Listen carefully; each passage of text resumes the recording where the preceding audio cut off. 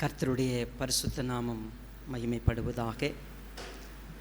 உங்கள் யாவரையும் கர்த்தருடைய விலையேற பெற்ற நாமத்தில் இந்த செய்தி வேலைக்கு நான் அன்போடு கூட வரவேற்கிறேன். கர்த்தருக்கு பயப்படும் பயத்தை கற்றுக்கொள்ளும்படியாக 2 மாதம் ஆல்மோஸ்ட் நெக்ஸ்ட் வீக் நமக்கு ஃபைனல் மெசேஜ். நம்ம இந்த செய்திக்குள்ளே வரும்பொழுது நாம் இந்த 2 மாதமும் எப்படி படித்தோம், உபாகமம் புத்தகத்தை படிக்க முயற்சி செய்தோம். 4, 5, 6 அதிகாரங்கள், 10வது அதிகாரம், இதெல்லாம் நாம் படிக்கிற பொழுது கர்த்தருக்கு பயப்படுதல் என்பதிலே அவருடைய உறவு எவ்வளவு முக்கியமானது, அதை நாம் எப்படியெல்லாம் கற்றுக்கொள்வதற்கு அவர் வாய்ப்பு கொடுத்திருக்கிறார், நம்ம அதை படித்தோம். நீதிமொழிகள் புத்தகத்தை தியானிப்பதற்கு நாம் நேரம் எடுத்தோம். நீதிமொழிகள் புத்தகத்தில் கர்த்தருக்கு பயப்படுதல் என்பது எப்படி வரும், எப்படி நம்முடைய வாழ்க்கைக்குள்ளது ப்ராக்டிக்கல் லைஃப்க்கு எப்படி வரும். ஸோ நாம் தேட வேண்டியது கர்த்தருக்கு பயப்படுற பயம் அப்படிங்கிறத நம்ம புரிஞ்சிக்கிறதுக்கு உதவி செய்தார். இன்றைக்கு பிரசங்கியின் புத்தகத்தில் ஒரு முக்கியமான விஷயத்தை நம்ம ஆராய போகிறோம். என்னோட கூட பிரசங்கியின் புத்தகம் 12வது அதிகாரம் 9வது வசனத்தை நான் வாசிக்கிறேன். மேலும் பிரசங்கி ஞானவானாய் இருந்தபடியால் அவன் ஜனத்துக்கு அறிவை போதித்து கவனமாய் ஆராய்ந்து அநேக நீதிமொழிகளை சேர்த்து எழுதினான். 10வது வசனம், இதமான வார்த்தைகளை கண்டுபிடிக்க பிரசங்கி வகை தேடினான். எழுதின வாக்கியங்கள் செவ்வையும் சத்தியமுமானவைகள். 11, ஞானிகளின் வாக்கியங்கள் தாற்றுக்கோள்களைப் போலவும் சங்கத் தலைவர்களால் அறையப்பட்ட ஆணைகள் போலவும் இருக்கிறது, அவைகள் ஒரே மேய்ப்பனால் அளிக்கப்பட்டது.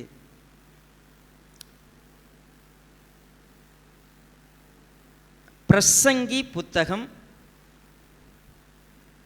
தாவீதுனுடைய குமாரனாகிய பிரசங்கி என்று தன்னை அறிமுகப்படுத்துகிறார். சாலமோன் என்கிற பெயர் இந்த புத்தகத்தில் இல்லை, ஆனால் தாவீதின் குமாரன் என்று இருக்கிறது.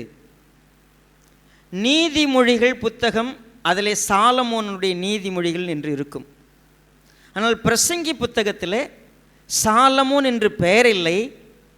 அதே போல் இதனுடைய நடை நீதிமொழிகளைப் போல கிடையாது.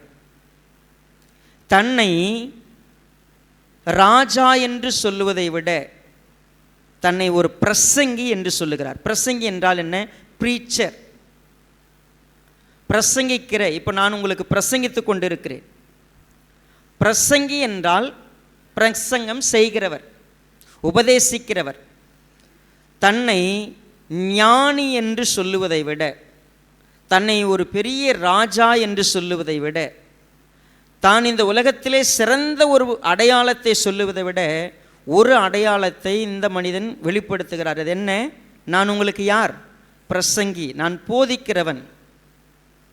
போதிக்கிற அளவுக்கு நீ யார்ப்பா அப்படின்னு ஒரு கேள்வியை கேட்டா, இந்த போதனையெல்லாம் நான் கொண்டு வருவதற்கு தேவன் எனக்கு கொடுத்த புத்தி, ஞானம், அறிவு எல்லாவற்றையும் உபயோகப்படுத்தி ஒட்டுமொத்த உலகத்தையும், சொல்லப்போனால் அதுக்கு ஒரு வார்த்தையை இவர் பயன்படுத்துவார், சூரியனுக்கு கீழே என்று. இந்த பிரசங்கி புத்தகத்தில் 29 முறை சூரியனுக்கு கீழே என்று, சூரியனுக்கு கீழே நடக்கக்கூடிய காரியங்களை எல்லாம் நான் என்ன செய்தேன்?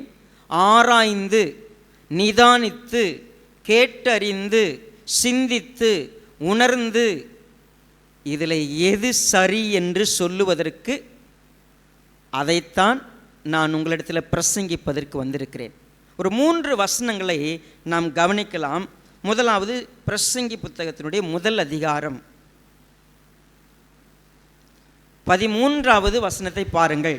வானத்தின் கீழ் நடப்பதையெல்லாம் ஞானமாய் விசாரித்து ஆராய்ச்சி செய்கிறதற்கு என் மனதை பிரயோகம் பண்ணினேன். அவர் சொல்றது, வானத்தின் கீழ் நடப்பதையெல்லாம் ஞானமாய் விசாரித்து ஆராய்ச்சி செய்வதற்கு என் மனதை பிரயோகம் பண்ணினேன்.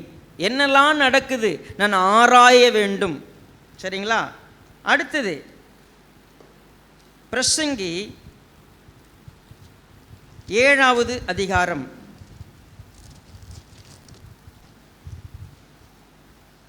25வது வசனம். ஞானத்தையும் காரண காரியத்தையும் விசாரித்து ஆராய்ந்து அறியவும், மதிகேட்டின் ஆகாமியத்தையும் புத்தி மயக்கத்தின் பைத்தியத்தையும் அறியவும் என் மனதை செலுத்தினேன். 2 விஷயம். எது ஞானம், ஞானத்தை சார்ந்த காரியங்கள் எது, எது பைத்தியம், எது புத்தி மயக்கம், அதனுடைய காரியம் என்ன, இதை ஆராய நான் மனதை செலுத்தினேன். 27. காரியத்தை அறியும்படிக்கு ஒவ்வொன்றாய் விசாரணை பண்ணி இதோ இதை கண்டுபிடித்தேன் என்று பிரசங்கி சொல்லுகிறார். பாருங்க, அவன் கண்டுபிடித்த காரியங்களைத்தான் பிரசங்கிக்கும்படியாக, உபதேசம் பண்ணும்படியாக இந்த புத்தகம் எழுதப்பட்டிருக்கிறது. ஞானிகளினுடைய வாக்கியங்கள் தாற்றுக்கோள்களை போல் இருக்கிறது. தாற்றுக்கோள் என்பது மிக ஷார்ப்பாக விலங்குகளை வழிநடத்துவதற்கு பயன்படுத்தப்பட்ட கோல். சங்க தலைவர்களால் அறையப்பட்ட ஆணியை போல ஒரு, அதாவது பசு மரத்தில் பதியப்பட்ட ஒரு ஆணி எப்படி ஷார்ப்பாக பதிந்திருக்கிறதோ, என்னுடைய வார்த்தைகள் அவ்வளவு ஷார்ப்பானவைகள். இந்த பிரசங்கி இருக்கிறாரே, அவர் தன்னுடைய வாழ்க்கையிலே ஆராய்ந்தது, அவர் விரும்பியது, அவர் கண்டுபிடித்தது, இவையெல்லாம் எழுதும்போது இந்த புத்தகம் இருக்கல்லவா, படிப்பதிலேயே மிகவும் கவனமாய் நாம் கருத்தாய் ஆய்வு செய்து படிக்கவில்லை என்று சொன்னால், இந்த புத்தகத்தில் இருந்து தவறான காரியங்களை நாம் எடுத்துக்கொள்ளலாம். அநேக தவறான உபதேசங்களை நாம் எடுத்துக்கொள்ள முடியும். ஸோ ஆகையினால ஒரு சாம்பிள் மாத்திரம் நான் உங்களுக்கு சொல்கிறேன். இந்த மனிதனுடைய வாழ்க்கையில், ஒட்டுமொத்த உலக மனித சமுதாயத்தில் ஒரு நபர் நின்று இந்த உலகம் என்ன, மனிதனுடைய வாழ்க்கை என்ன, அவனுக்கு என்ன நியமிக்கப்பட்டிருக்கிறது, ஏன் அவன் பிறக்கிறான், ஏன் அவன் இறக்கிறான், அவனுடைய வாழ்க்கையில் கண்டது என்ன, நம் வாழ்க்கையினுடைய முடிவுதான் என்ன, இதையெல்லாம் ஒரு மனிதன் ஆராய்ச்சி செய்து எழுதும் பொழுது அவன் ஞானம் அடைந்து பேசக்கூடிய வார்த்தையும், ஞானம் அடைவதற்கு முன்பதாக அவன் மனது இருந்த காரியமும் இரண்டாக பிரிக்கப்பட்டு இந்த பிரசங்கி புத்தகத்தில் இருக்கிறது. ஸோ ஒன்று, இந்த வேத பகுதியை படிக்கிறப்போ நான் சாலமோனோடு நின்று அவனுடைய கிபி கிமுவை நான் புரிந்து கொள்ள வேண்டும். என்னது? அவன் ஞானம் அடைவதற்கு முன்பதாக அவன் யார், அவன் ஞானம் அடைந்த பிற்பாடு அவன் யார், அவன் கண்டுபிடித்து நம்முடைய வாழ்க்கைக்கு கொண்டு வரக்கூடிய பாடம் என்ன. ஸோ அவன் யார் என்று சொன்னால், அவன் ஒரு ராஜா.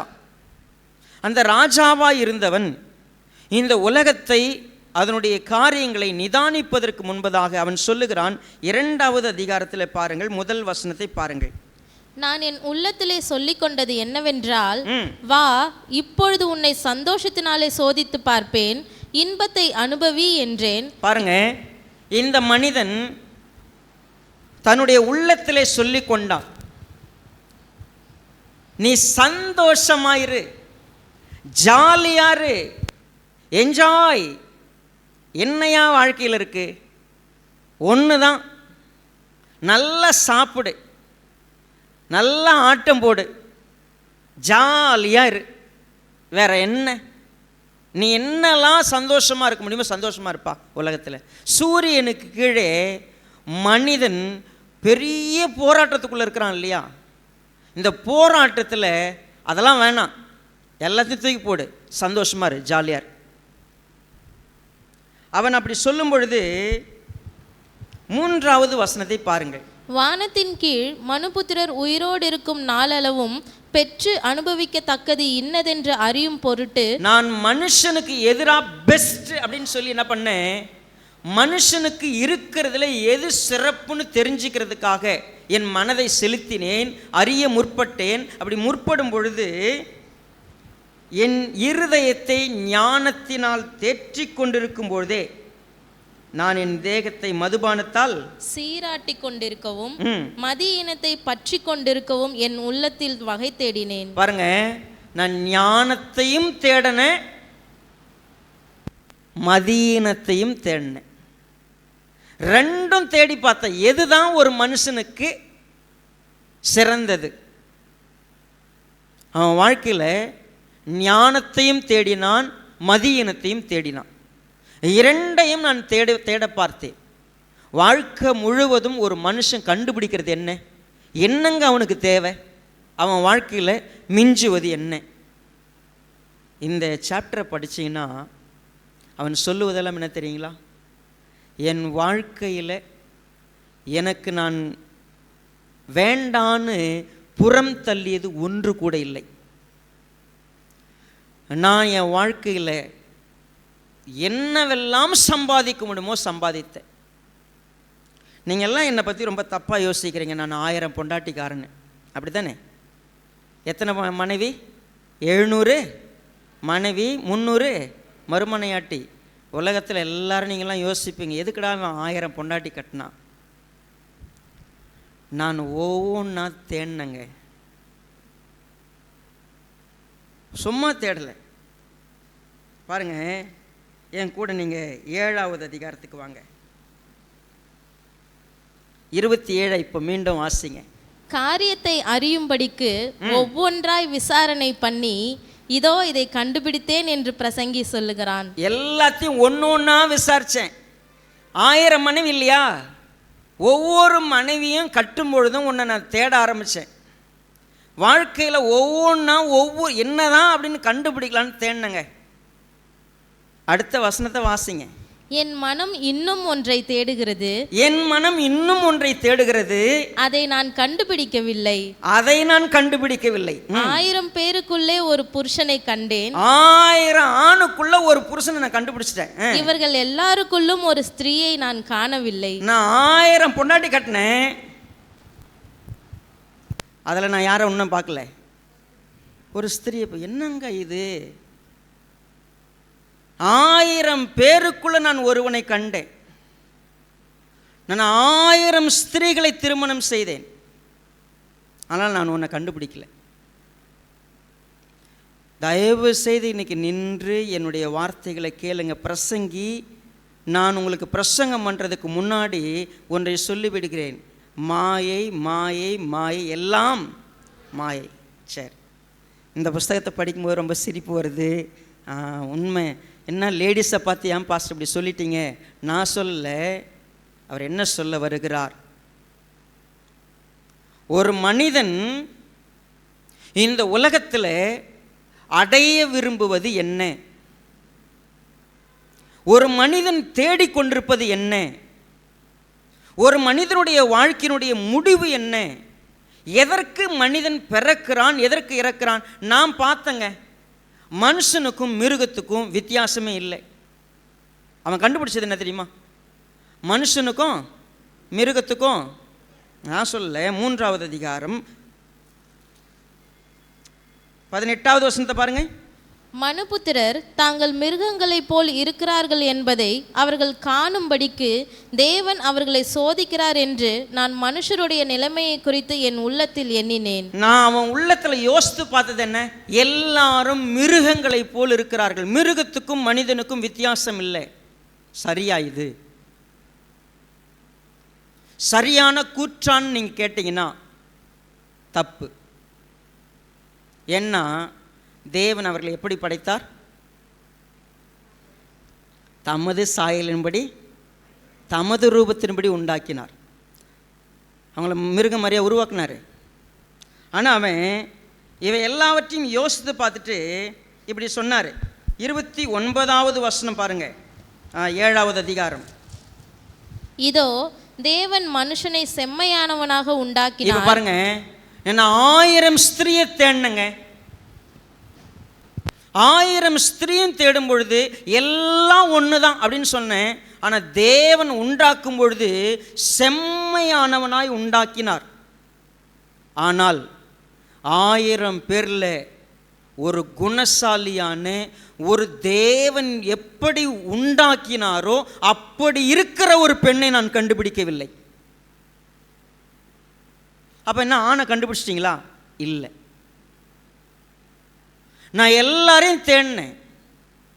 ஆனால் தேவன் மனிதனை செம்மையானவனாய் உண்டாக்கினார் அல்லவா. நான் என்னுடைய புத்தி இனத்தில் என்ன யோசித்தேன், எல்லாம் மிருகம் மாதிரி இருக்கிறாங்க அப்படின்ட்டு. ஆனால் தேவன் மனிதனை படைக்கிற பொழுது செம்மையானவனாய் படைத்தார். ஆனால் அவர்களோ அநேக உபயாந்தரங்களை தங்களுக்கு என்ன பண்ணாங்க, தேடி இவங்க எல்லாருமே கேட்டுட்டாங்க, இன்க்ளூடிங் மை செல்ஃப். என்ன ரீசன் ஏன் தெரியுமா? மனிதன் சூரியனுக்கு கீழே பிறந்தது முதல் மரிக்கிற வரைக்கும் அவனுடைய நோக்கம் தவறாயிருக்கிறது, அவனுடைய சிந்தை தவறாயிருக்கிறது, அவனுடைய செயல் தவறாயிருக்கிறது. நான் ஒவ்வொன்றாய் தேடி பார்த்தேன். ஒருத்தரை கண்டுபிடிச்சிடலாமா, தேவன் எப்படி உருவாக்குனாரோ அப்படி இருக்கிற மாதிரி தேடலாமான்னா, நான் பார்வோனுடைய குமாரத்தியை திருமணம் செய்தேன், மோவாபினுடைய குமாரத்திகளை திருமணம் செய்தேன், கானானிய பெண்களை திருமணம் செய்தேன், இஸ்ரவேலருக்குள்ளும் பெண் எடுத்தேன். எங்கு தேடியும் செம்மையான ஒருவரை நான் கண்டுபிடிக்கவில்லை. நான் என்ன செய்தேன்? எனக்கு வனங்களை உண்டாக்கினேன், குளங்களை வெட்டினேன், எனக்கு வேலைக்காரர்களையும் சம்பாதித்தேன், மாளிகைகளை கட்டினேன், எனக்கு வாத்தியங்களை வாசிக்க முடியாத நிபுணர்களை நியமித்தேன், எனக்கு பணிவிடை செய்வதற்கு ஆட்கள் வேண்டுமா இருந்தது, எனக்கு மதுபான ஆலையை நான் உண்டு பண்ணினேன், என்னெல்லாம் வேண்டுமோ எல்லாம் செய்தேன். நான் தேடி தேடி தேடி தேடி ஒன்று, இந்த உலகத்தில் என்னதாயா இருக்கு, நான் எல்லாத்தையும் தேடினேன். ஆனால் எல்லாம் மாயை மாயை மாயை. எல்லாம் கொஞ்ச நேரம் தாங்க. கொஞ்ச நேரத்தில் நான் எதை தேடினேனோ அது எனக்கு சஞ்சலமாய் மாறுகிறது. நான் எதை விரும்பினேனோ, எதை எதிர்பார்த்தேனோ அது கொஞ்ச நேரத்தில் என் வாழ்க்கையில் விரக்தியாய் மாறுகிறது, கசப்பாய் மாறுகிறது, வீணாய் போகிறது. நீங்கள் திருமணத்துக்கு ஐஸ்வர்யா ராயை எதிர்பார்த்தீங்கன்னா, சீரியஸாக அந்த கல்யாணம் பண்ணுறதுக்கு கவுன் போட்டு நிற்கிறாங்களா அது வரைக்கும் தான். வீட்டுக்கு வந்தோன்னே நைட்டு தான் போட்டிருக்கோம். அதே கவுனை மாட்டிக்கிட்டு என்ன பண்ண முடியாது. நீங்கள் மாப்பிள்ளையை பாருங்கள், அவர் பார்த்தீங்கன்னா அன்னைக்கு போடுற ட்ரெஸ்ஸை அதுக்கப்புறம் வாழ்க்கையில் என்றைக்குமே என்ன பண்ண மாட்டார், அவர் நிச்சயமாக போட முடியாது. இப்போ ரிசப்ஷனுக்கு மதன் போட்ட ட்ரெஸ்ஸை வேறு எங்கேயா போட்டு போவாரான்னு கேட்டு பாருங்களேன். அது கழட்டி என்ன பண்ணப்படும், மாட்டி வைக்கப்படும், அவ்வளோதான். அங்கேயோடு முடிஞ்சிருச்சு அந்த மகிமை.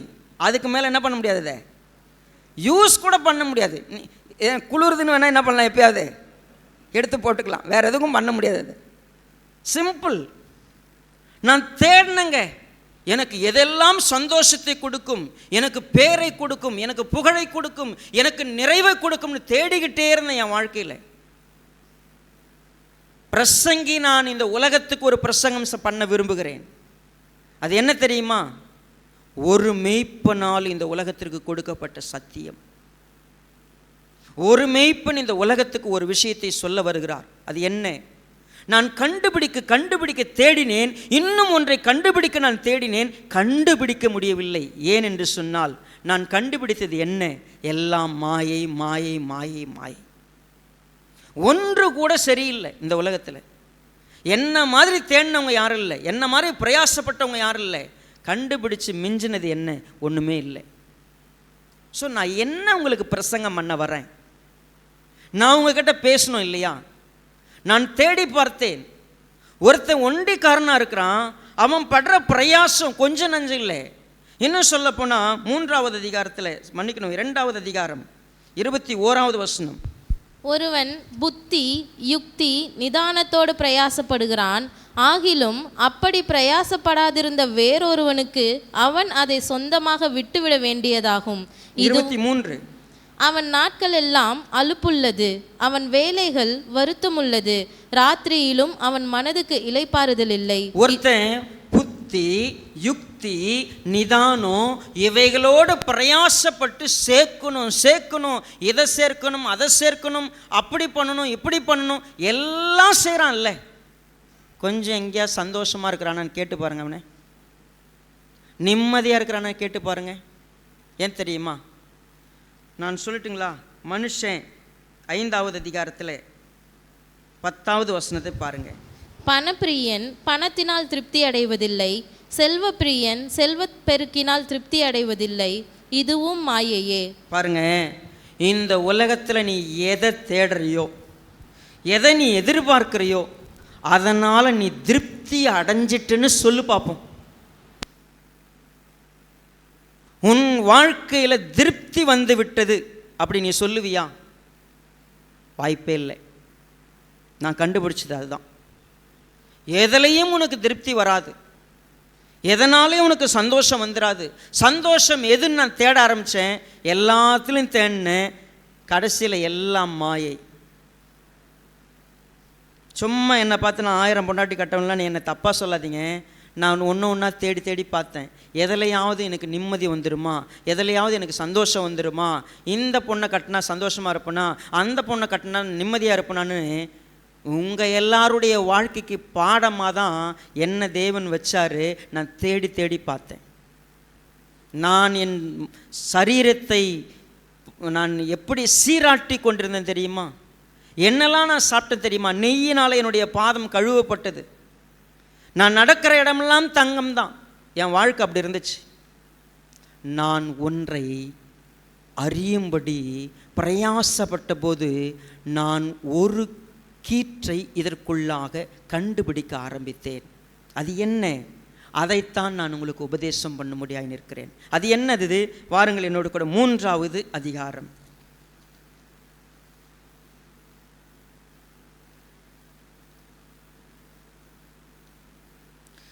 9வது வசனத்தை பாருங்கள். 3:9.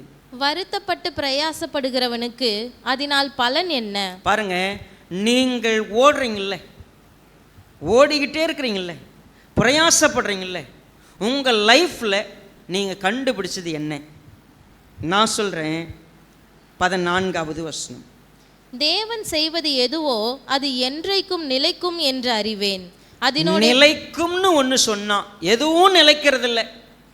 இந்த உலகத்தில் எல்லாம் நிலைக்காது. எல்லாத்துக்கும் ஒரு காலம் இருக்குது.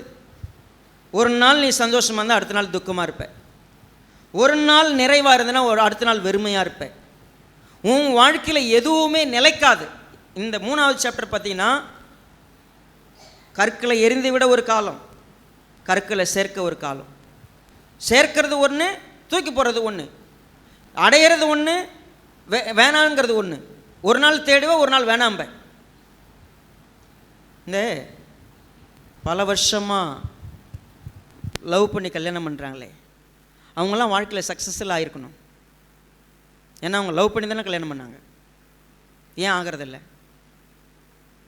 கல்யாணத்தோடு அவங்க லவ் என்ன பண்ணிவிடும்? முடிஞ்சிடும்.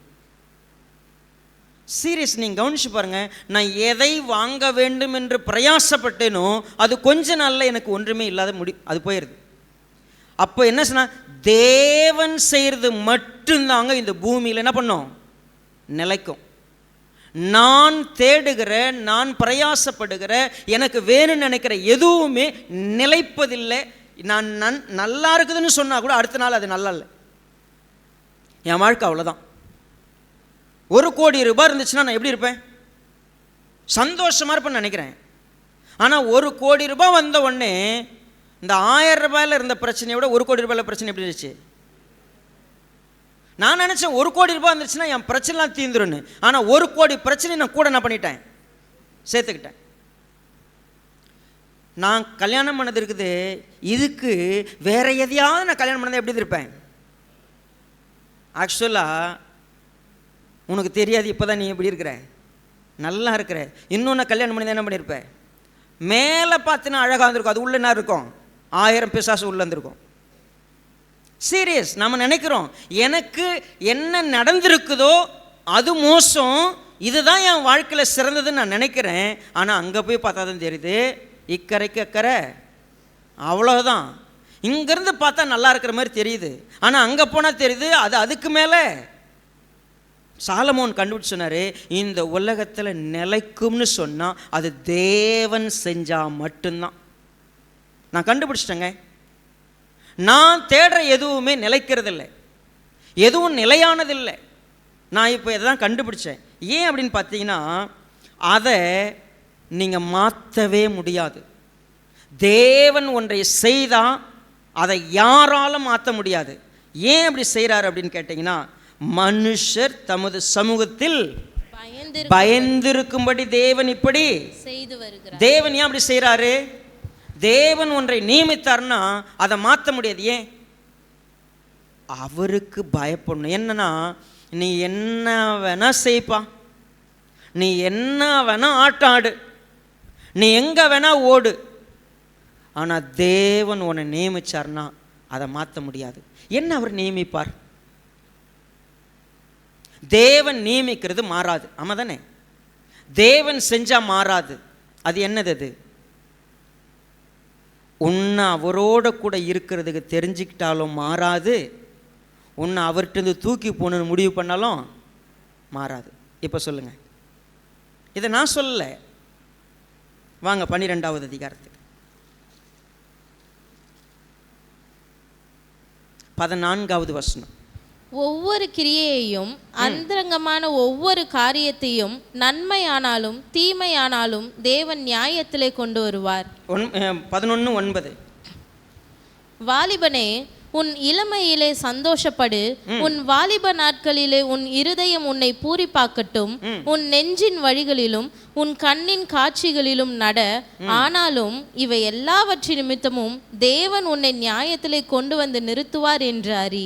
நீ என்ன வேணா செய்ய, நீ செய்கிற எல்லாத்துக்கும் நியாய தீர்ப்புன்னு ஒன்று இருக்குதுங்கிறத புரிஞ்சுக்கோ.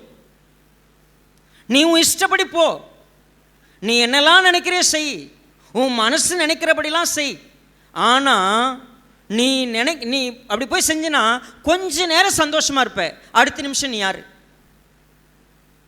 நீ எதை தேடுறையோ அது நிலைக்குமான்னு கேட்டால் அது நிலைக்காது. நீ நன்மை செய்வதற்கு கற்றுக்கல, நீ தேவன் உனக்கு என்ன நியமிக்கிறார்னு புரிஞ்சிக்கிறதுக்கு நீ விரும்பலை, ஒரு நாள் நியாயத்தில் வந்து நிற்கணும். இந்த பிரசங்கி புத்தகம் தான் நியாய தீர்ப்பை பற்றி சரியாய் போதிக்கிறது. என்னது நியாய தீர்ப்பு? நீ போப்பா பாரு, உனக்கு சர்ச்சுக்கு வர்றதுக்கு விருப்பம் இல்லை, சர்ச்சுக்கு வந்தாலும் உட்காந்து கேட்கறதுக்கு விருப்பம் இல்லை, கீழ்ப்படிய விருப்பம் இல்லை, உன் இஷ்டம், சொல்லி பார்க்கலாம். நான் பிரசங்கி என்னன்னா உலகத்தையே அனுபவிச்சு வந்து பேசிக்கிட்டு இருக்கிறேன். ஆனால் நீ எப்படி தெரியுமா, இவ்வளோ கேட்டு நீ போய் உன் இஷ்டத்துக்கு ஆட போவ. ஒரு முடிவுன்னு ஒன்று இருக்குது. தேவன் எல்லாவற்றையும் நியாயத்தில் கொண்டு வந்து நிறுத்துவார். நான் கண்டுபிடிச்சது தெரியுமா?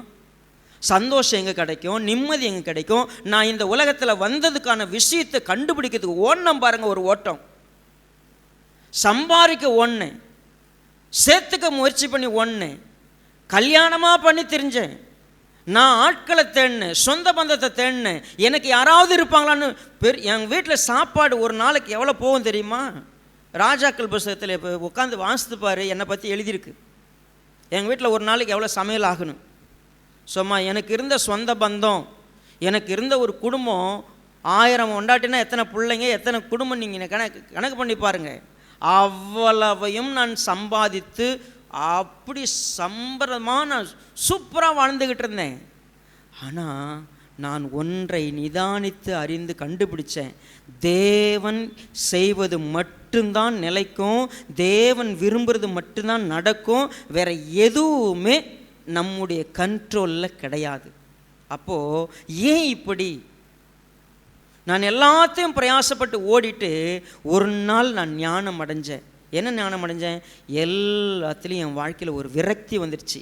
சே, என்னடா வாழ்க்கை, நான் என்னத்தை அடைஞ்சேன், நீ என்கிட்ட என்ன பேலன்ஸ் இருக்குது, ஒன்றும் இல்லைன்னு வந்து நிற்கும் பொழுது என் உள்ளத்தில் அந்த ஞானம் வந்தது. அப்போ நான் என்ன தெரியுமா செய்ய, நான் கண்டுபிடிக்க ஆரம்பித்தேன், தேவனுக்கு பயப்படுறதுனா என்னன்னு கற்றுக்க ஆரம்பித்தேன். அவர் எப்படி கற்றுக்கிட்டாரு? 3வது அதிகாரத்தில் நம்ம வாசித்த இந்த 14வது வசனத்தை பாருங்கள். மீண்டுமா, மனுஷர் தமது சமூகத்தில் பயந்திருக்கும்படி தேவன் இப்படி செய்து வருகிறார். பாருங்க, நான் ஏன் பயப்படணும்னு கற்றுக்கிட்டேன்றதுக்கு ஒரு காரணத்தை சொல்கிறாரு. 16வது வசனம். பின்னும் சூரியனுக்கு கீழே நான் நியாயஸ்தலத்தை கண்டேன், அங்கே அநியாயம் இருந்தது.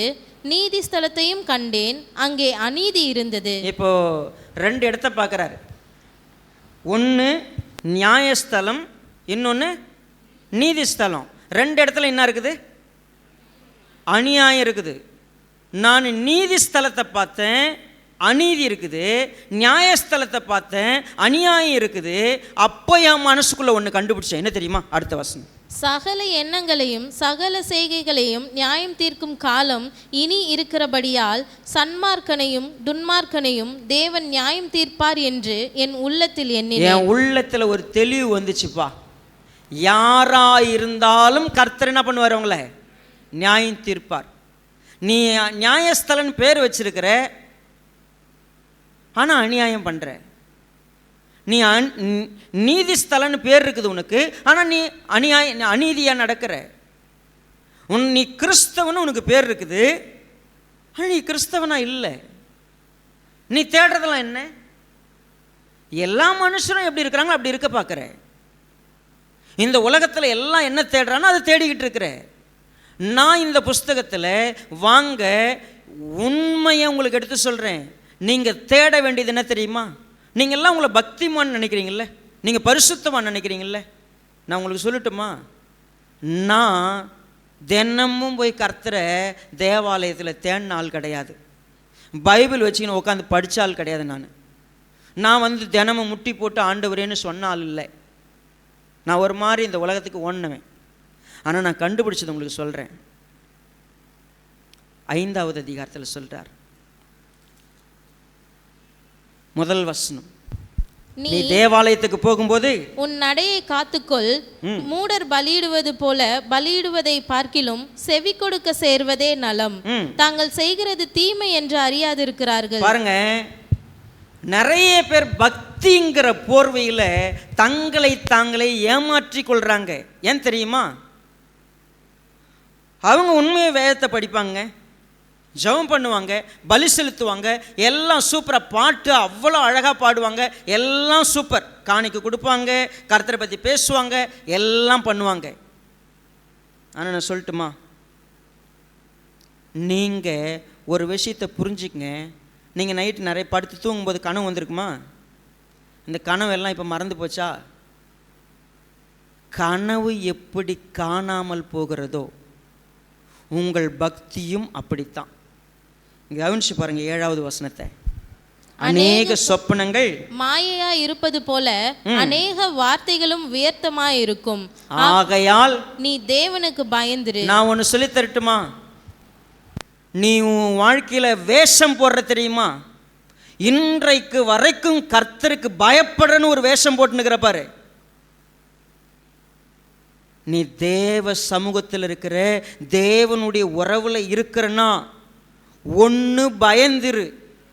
அவருடைய சமூகத்துக்கு வந்தால் அஞ்சிரு, நடுங்கிரு. நீ அவருடைய பிள்ளையா?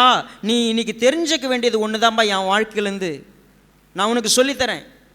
நீ தேவ சமூகத்துக்கு வரும்பொழுது துணிகரமாக இருக்காத, மனம் பதறி பேசாத, நான் இப்படி ஆண்டவரே அப்படி ஆண்டவரேன்னு சொல்லாத. நீ அவருக்கு பயந்திருக்க கற்றுக்கோ.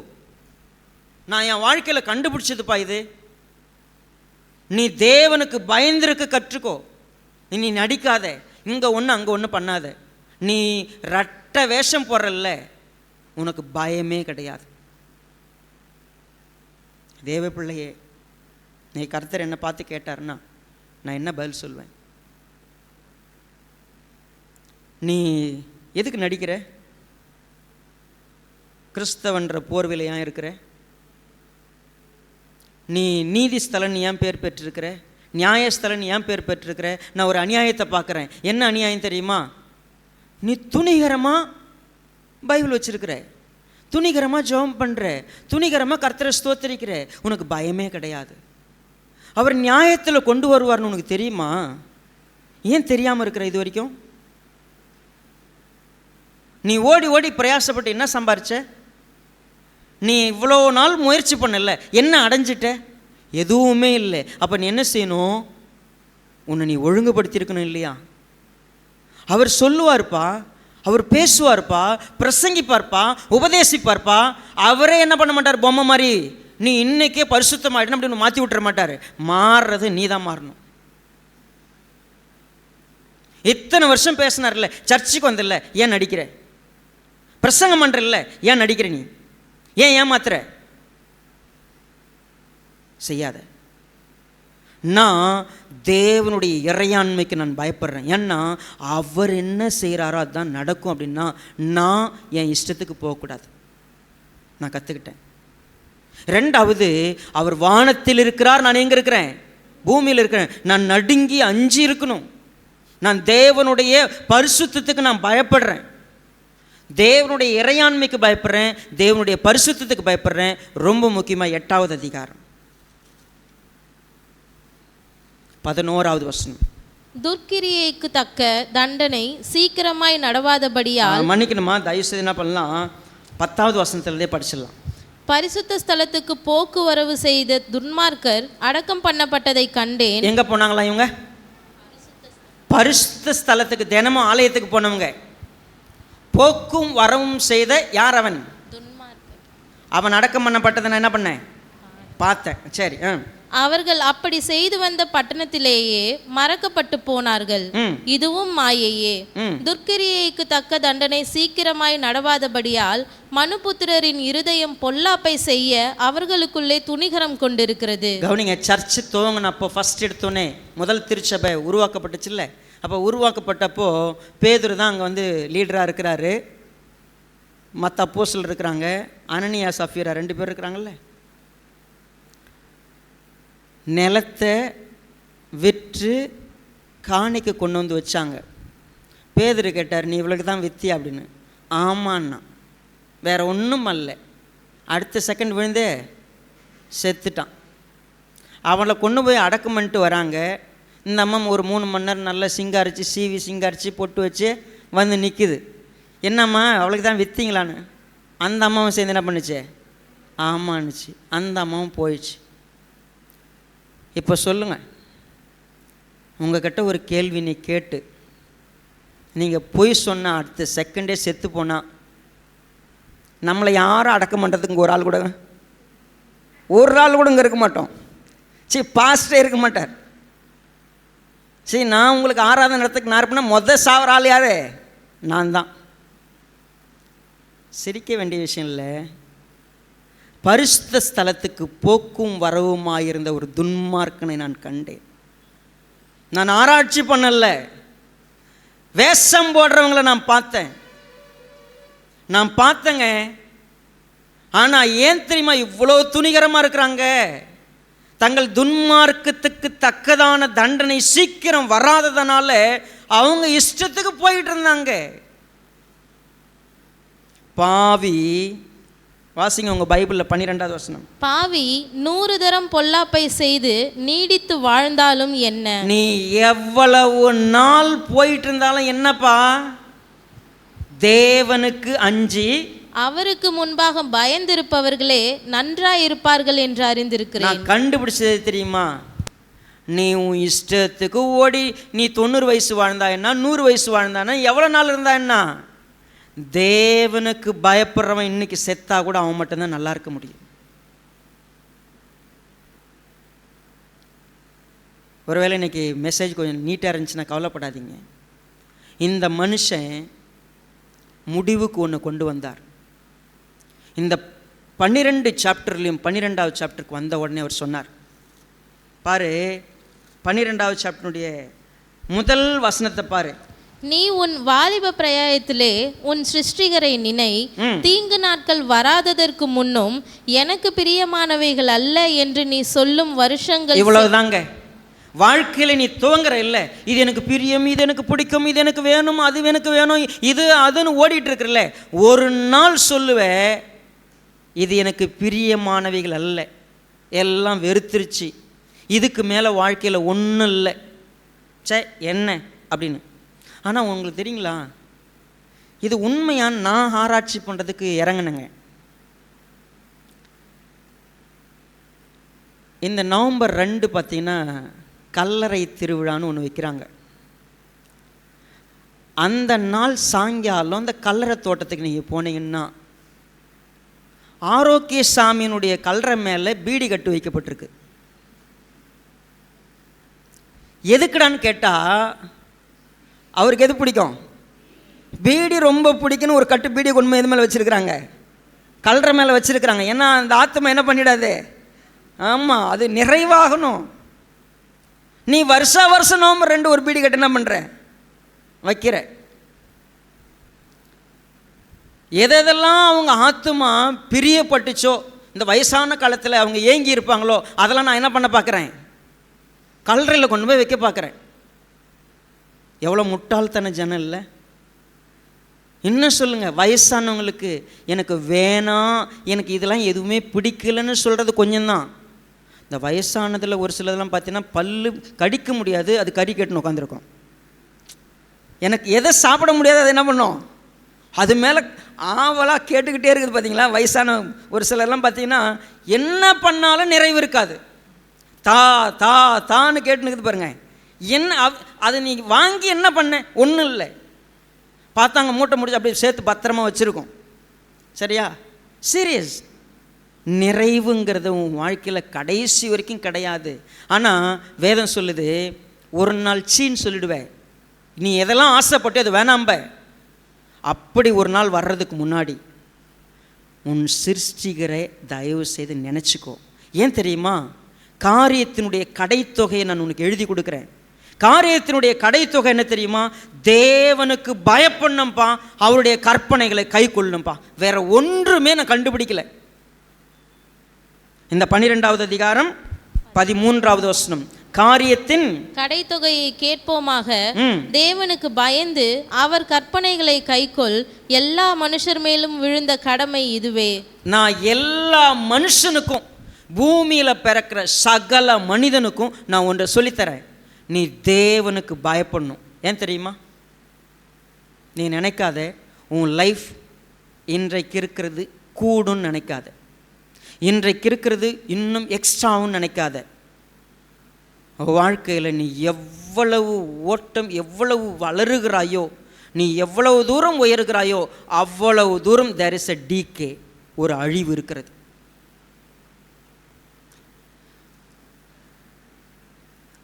சின்ன வயசில் எங்கள் வீட்டில் ஸ்நாக்ஸ் எதுவும் இருக்காது. சாயங்காலம் வீட்டுக்கு வந்தோம்னா அதிகபட்சம் ஸ்நாக்ஸ் அரிசி வறுத்து வச்சுருப்பாங்க எப்பயாவது. அதுவும் இல்லாமல் தேடி பார்த்தோம்னா வீட்டில் ஒன்றும் இல்லைன்னா தக்காளி பழம் இருக்கும். சரி, தக்காளி பழத்தை எப்படி சாப்பிட்லாம்? ரைட், ஒன்று நடுவில் ஓட்டை போட்டு கொஞ்சம் சர்க்கரையை உள்ளே திணிச்சு, சரியா? ஸ்நாக்ஸ்லாம் எப்படிலாம் ரெடி பண்ணுவோம் அந்த காலத்தில். ஒன்றும் இல்லாத காலத்தில் சர்க்கரையை கொட்டி ஏதாவது ஒன்று பண்ணி சாப்பிட்றதுக்கு முயற்சி பண்ணுவோம். இப்போது காலையில் காஃபி கொடுக்கும்போது கூட சர்க்கரை என்ன பண்ண மாட்டேங்கிறான் கண்ணில். ஏன்? நான் எதெல்லாம் சின்ன வயசில் விரும்பணும் அதை இப்போ என்ன பண்ண முடியாது என்னால். சர்க்கரை வியாதி வந்துருச்சு. சர்க்கரை வியாதி வந்தவங்க இருக்கட்டும், பல்லு போனவங்க இருக்கிறோம், நம்ம என்ன பண்ண முடியல, ஒரு சிலதை ருசி பார்க்கவே முடியல. வாங்கலாம் கரும்பு கடிச்சு சாப்பிட்டு பார்க்கலாம். வாழ்க்கையில் நான் எதையெல்லாம் தேடணும் அது கொஞ்ச நாளில் இல்லாத போயிடுச்சு. அப்போ அவர் சொல்கிறாரு, லைஃப்பில் நீ கர்த்தருக்கு பயப்படுறதை எப்போ கற்றுக்கணுன்னா வயசான காலத்தில் கற்றுக்காத, எப்போவே கற்றுக்கோ, வாலிபத்திலே கற்றுக்கோ. அதனால தான் அவர் சொன்னார், சூரியனும் வெளிச்சமும் சந்திரனும் நட்சத்திரங்களும் அந்தகாரப்படாததற்கு முன்னு, கண்ணு தெரியாமல் போகிறதுக்கு முன்னாடியே கர்த்தருக்கு பயப்படு.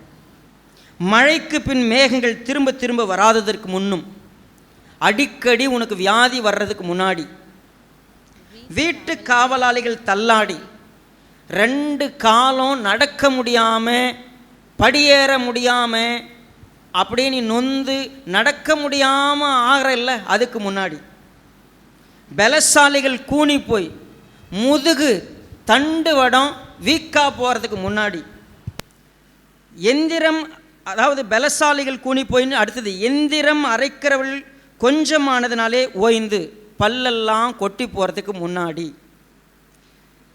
பலகனி வழியாய் பார்க்கிறவர்கள் இருண்டு போகிறதுக்கு முன்னும், பார்வை சுத்தமாக போகிறதுக்கு முன்னாடி.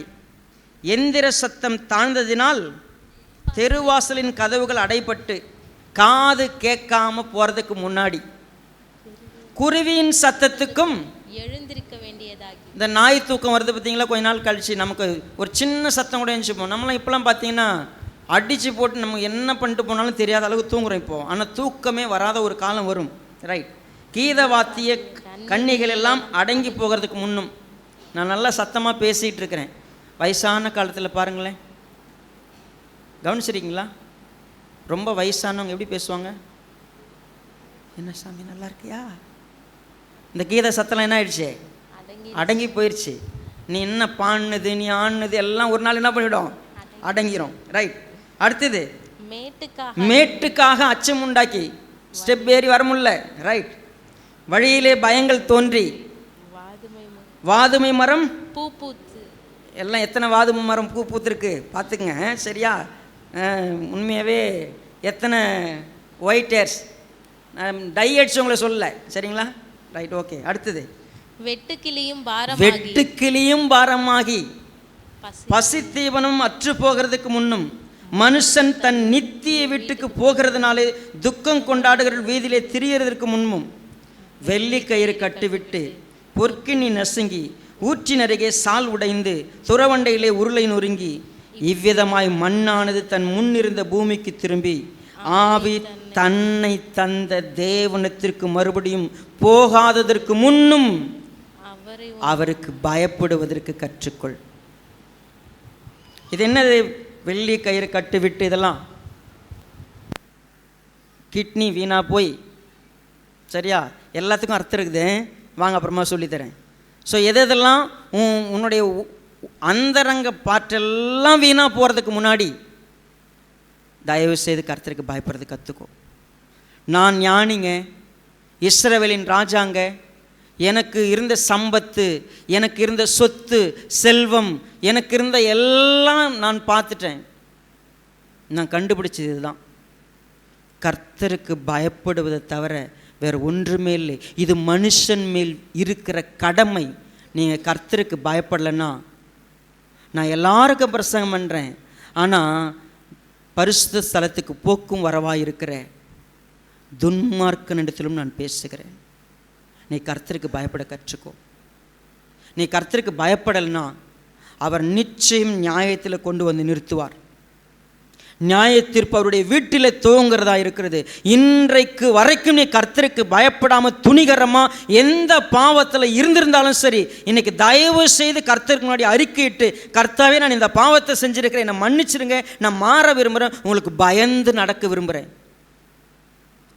அது தனிமையாக இருந்தாலும் சரி, எங்கே இருந்தாலும் சரி, கர்த்தாவே நான் இனிமேல் இந்த பாவத்தை நான் செய்ய மாட்டேன். நான் வாலிப பிராயத்திலே கர்த்தாவே நான் என்னை உங்கள்கிட்ட கொடுக்க விரும்புகிறேன். இந்த வயசான காலத்தில் இப்போ நான் திருந்த விரும்புகிறேன். நான் கர்த்தாவே உங்களுக்கு பயப்பட விரும்புகிறேன். என் எண்ணத்தில் கூட பாவம் வரக்கூடாது, என் நோக்கத்தில் பாவம் வரக்கூடாது, என்னுடைய பிரயாசங்களில் பாவம் வரக்கூடாது, என் சரீரத்தில் பாவம் வரக்கூடாது. நான் பரிசுத்தமாக நிற்கிறதுக்கு எனக்கு உதவி செய்யுங்க. ஏன்னா உங்களுக்கு அஞ்சி உங்களுக்கு பயந்து நடக்கிற கிருபை எனக்கு தாங்க. நீ வாழ்க்கையில் நீ ஓடுறல்ல, அது அத்தனையும் வீண். எல்லாம் மாயை மாயை மாயை, எல்லாம் வேஸ்ட்டாக போயிடும். நிலையான ஒன்றை தேவன் நமக்கு கொடுத்துருக்கிறார். நிலையான ஒன்றுக்காக கர்த்தருக்கு பயந்து அவருடைய கற்பனைகளை கை கொள்வது மட்டும்தான் இன்றைக்கி நம்ம செய்ய வேண்டியது. தயவு செய்து நமக்கு முன்னாடி இருக்கக்கூடிய ஒரு மனுஷன் வாழ்ந்து பார்த்து அனுபவித்து அறிந்து உணர்ந்து தெளிவாக சொல்லி கொடுத்துட்டு போயிருக்கிறார். நான் பார்த்துட்டேன்ப்பா, நீ போய் ட்ரைலாம் பண்ணாத. தயவு செய்து கர்த்தருக்கு பயப்படுற பயத்தை கற்றுக்குன்னு சொல்கிறார். இன்றைக்கி நம்ம கற்றுக்கலாம். கர்த்தர் நமக்கு உதவி செய்யட்டும். கண்களை முன் நம்ம ஜெபம் பண்ணுவோம்.